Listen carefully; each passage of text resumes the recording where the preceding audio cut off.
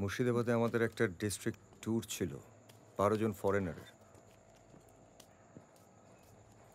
হাজারদুয়ারির কাছে টাঙ্গায় উঠতে গিয়ে একজন পড়ে গেলেন।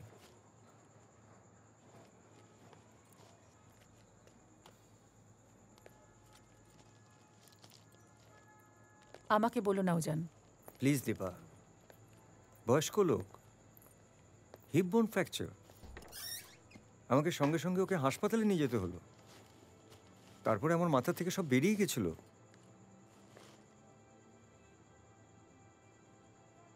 আমার জন্মদিনের দিন তুমি ট্যুর রেখেছো, এটাই তো বড় কথা। একটা ভালো ট্যুরের আগে তুমিই তো বলো কনসেন্ট্রেট করতে হয়। আমাকে একটা ভালো ডিজাইন করতে গেলে সব কিছু ভুলতে হয়, মনটাকে এক জায়গায় নিয়ে আসতে হয়। প্রেমটাও ঠিক তাই, সংসারটাও তাই। একটা জন্মদিন, একটা অ্যানিভার্সারি, একটা স্পেশাল ডে, একটা নাইট আউট, একটা উইকেন্ড, প্ল্যান করতে হবে উজান। তোমার ট্যুর ক্যান্সেল করতে হবে, আমার মিটিং পোস্টপোন করতে হবে, মোবাইল ফোনগুলো সুইচ অফ করতে হবে। আসলে আমি টেকেন ফর গ্রান্টেড হয়ে গেছি জানো।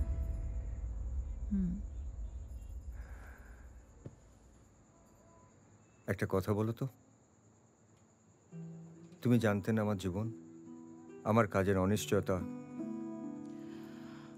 আমি তো কিছু লুকাইনি তোমার থেকে। Sudipa, accept me for what I am. আর কি বললে? টেকেন ফর গ্রান্টেড, তাই তো? স্বামী তার বউকে গ্রান্টেড করবে না তো কাকে করবে? তুমি আমাকে গ্রান্টেড করবে না তো কাকে করবে?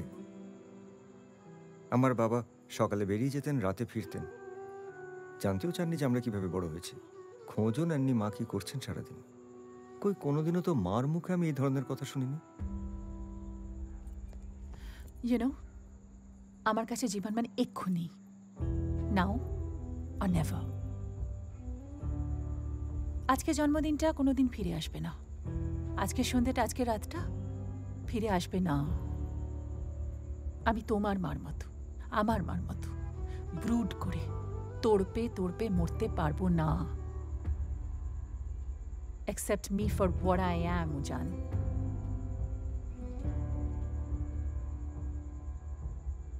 কোনোদিন 3 ঘন্টা আমার জন্য অপেক্ষা করো।